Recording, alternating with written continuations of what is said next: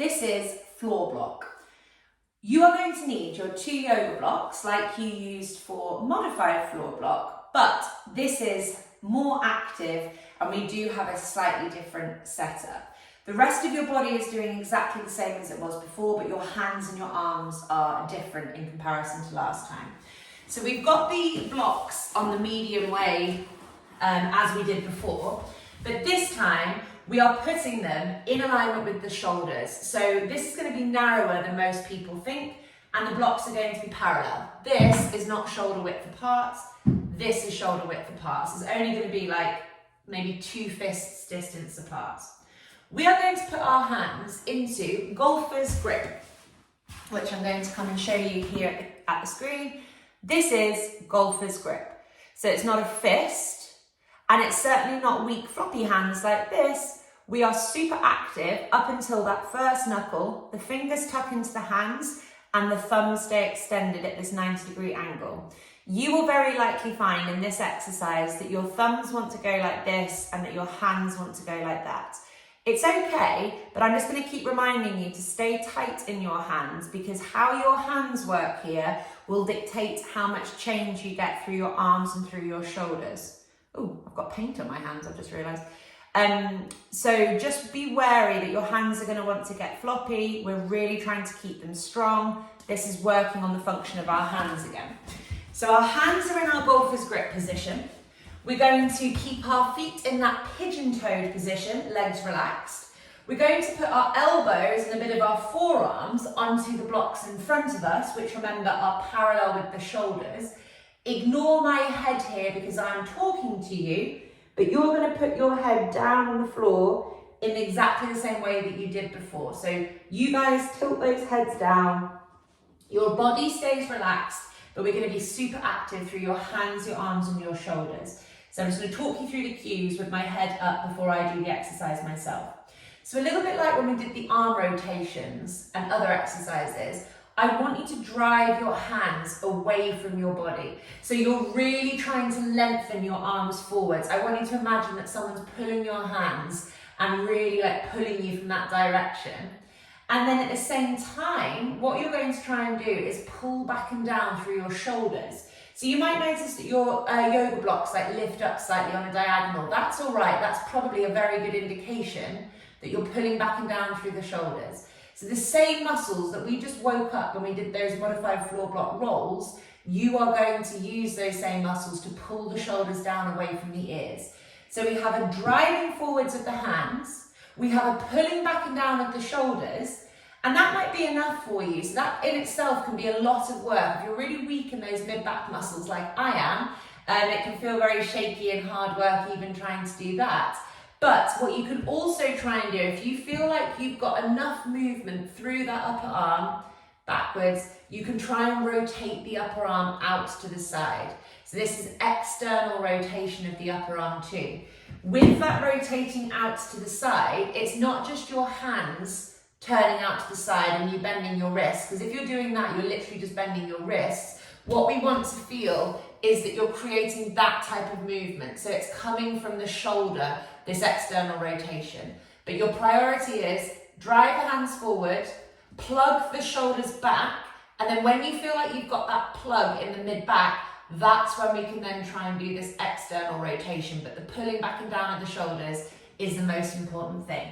We're going to spend a minute here. You've got to keep your breathing nice and steady, and you've got to keep your legs relaxed as this all works hard. Okay, 3, 2, 1, off we go.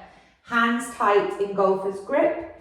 Drive the hands away from the body. Pull the shoulder blades away from the ears. Relax your feet and your breathing. You might find that just trying to drive your hands away whilst pulling the shoulders back and down is enough. If you've got a little bit more in you and you're able to keep the rest of you relaxed and you're breathing, then you can try and externally rotate your upper arm from the shoulder socket, but the priority is plugging the shoulders away from the ears as much as possible. Breathe. And this is very much an exercise that you can make as difficult as you want. So if you're only able to switch on the muscles a little bit, it probably won't feel quite so hard as it will in a few weeks' time when you've done it a bit more and have more function and then you're more able to pull the shoulders away from the ears. For me, it's all about the pulling of the shoulders away from the ears. I really have to try, because as I drive my hands away from me, my shoulders want to go up from my ears, which is disengaged, and I have to keep pulling them down, and it's super, super, super hard. But not painful, and I'm keeping my breath. Oh, we did a little bit more than a minute there, sorry guys. Okay, that's the first position done. Next up, we're going to take our blocks to a 10 a.m. and about a 2 p.m. position on a clock. So you're taking them wider. We're going to do exactly the same thing, but we're just putting a slightly different demand through the arms, so they're in a different position. So elbows on those blocks, everything else stays the same. Hands in golfer's grip, we're driving away with the hands, the elbows stay straight, we're pulling back down through the shoulders, and if you can, you're going to try and externally rotate the arms so that your arm starts facing a little bit more behind you. Breathing relaxed, off we go. 3, 2, 1, now. So drive the hands away, pull the shoulders back and down, rotate in that upper arm, feet, legs, glutes, all relaxed.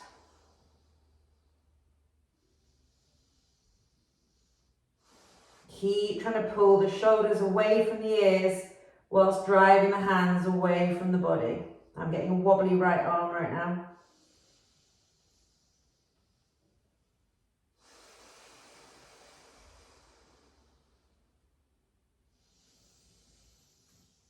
Keep breathing. Legs stay relaxed. We've got about 20 seconds left here.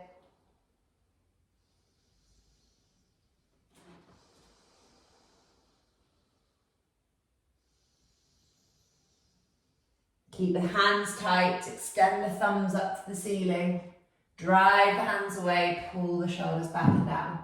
2, 1, final position. So we're coming to 9 a.m., 3 p.m. on our clock.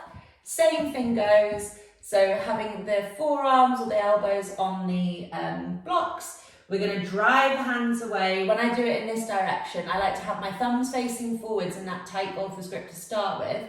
I drive the hands away, I pull my shoulders back and down behind me, and then I focus on that external rotation. The external rotation is not just the wrists moving and the hands, it's coming from the upper arm and from the shoulders. Keep breathing. Last minute here, off we go.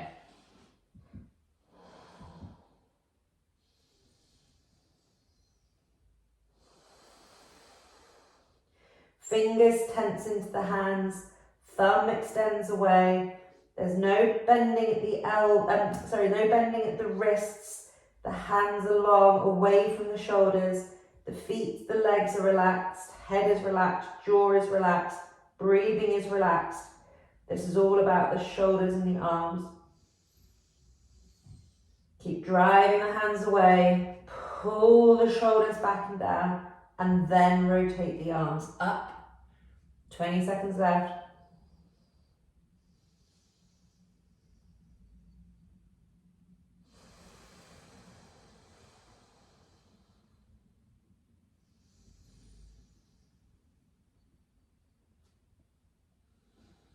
Three, 2, and 1.